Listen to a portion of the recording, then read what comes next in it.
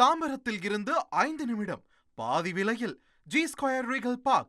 Personal income tax reforms with special focus on middle class. Rationalization of TDS and TCS for easing difficulties. Encouraging voluntary compliance. Reducing compliance burden. Ease of doing business, employment and investment. I will come to my proposal on personal income tax towards the end. TDS and TCS, rationalization for easing difficulties. I propose to rationalize tax deduction at source, TDS, by reducing the number of rates and thresholds above which TDS is deducted. Further, threshold amounts for tax deduction will be increased for better clarity and uniformity. The limit for tax deduction on interest for senior citizens is being doubled from the present 50,000 rupees to 1 lakh rupees. மூத்த குடிமக்களுக்கு அவர்களுடைய fixed டெபாசிட்கள் மூலம் வருகின்ற வட்டி 50,000க்கு மேல் இருந்தால் இப்போது வருமான வரி பிடித்தம் செய்யப்படுகிறது. அது 1 லட்சம் ரூபாயாக உயர்த்தப்படுகிறது. This will reduce the number of transactions liable to TDS, thus benefiting small taxpayers receiving small payments. The threshold to collect tax at source, the TCS, on remittances under RBI's liberalized remittance scheme, the LRS, is proposed to be increased from 7 lakh to 10 lakhs. I also propose to remove TCS on remittances for education purposes, where such remittances is out of a loan taken from a specified financial institution. 10 லட்சம் ரூபாய்க்கு உயர்த்தப்படுகிறது. 7 லட்சம் ரூபாய் deposit செய்யும் போது இப்போது வசூலிக்கப்படுகிறது 10 லட்சம் ரூபாய் என அதிகரிக்கப்படுகிறது. To prevent such compliance difficulties, I propose to omit the TCS.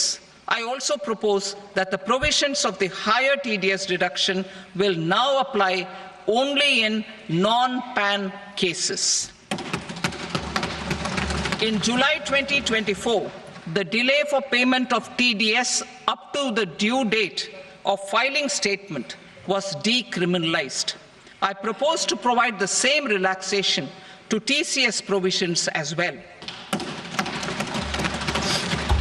The government under the leadership of Prime Minister Modi believes in Sabka Saath, Sabka Vikas, Sabka Vishwas and Sabka Prayas.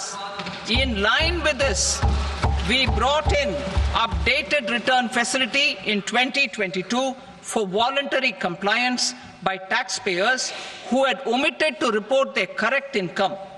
Our trust in taxpayers was proved right. Nearly 90 lakh taxpayers voluntarily updated their incomes by paying additional tax. Taking this trust further, I now propose to extend the time limit to file updated returns for any assessment year from the current limit of 2 years to 4 years.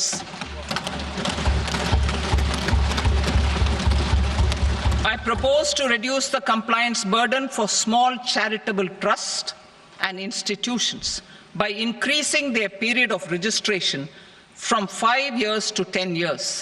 It is also proposed that disproportionate consequences do not arise for minor defaults such as incomplete applications filed by charitable entities.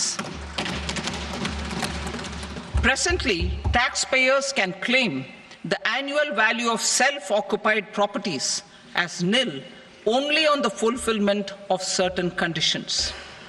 Considering the difficulties faced by taxpayers, it is proposed to allow the benefit of 2 such self-occupied properties without any condition. To streamline the process of transfer pricing and to provide an alternative to yearly examination, I propose to introduce a scheme for determining arm's length price of international transaction for a block period of 3 years. This will be in line with global best practices. With a view to reduce litigation and provide certainty in international taxation, the scope of safe harbor rules is being expanded.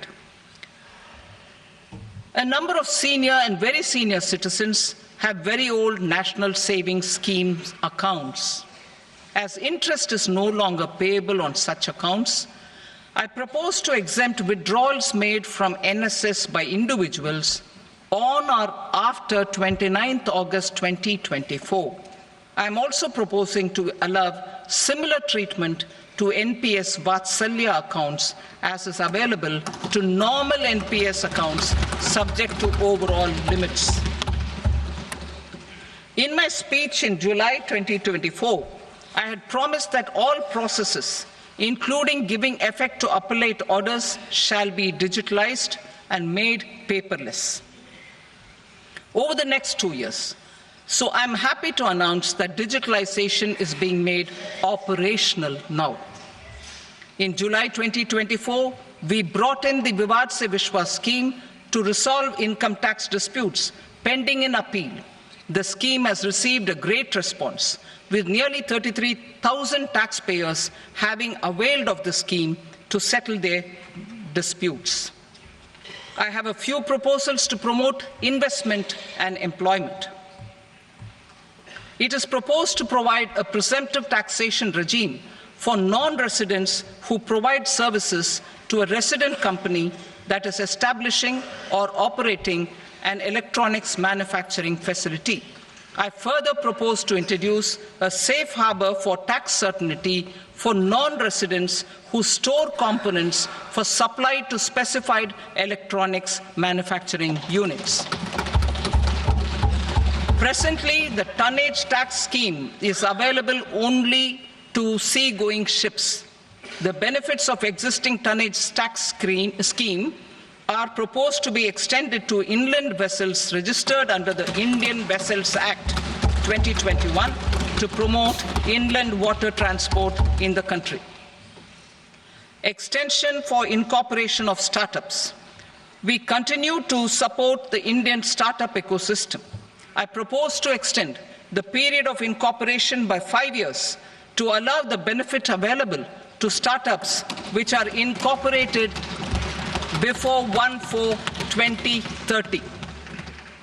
In order to attract and promote additional activities in the IFSC, I am inter alia proposing specific benefits to ship leasing units, insurance offices, and treasury centers of global companies which are set up in IFSC.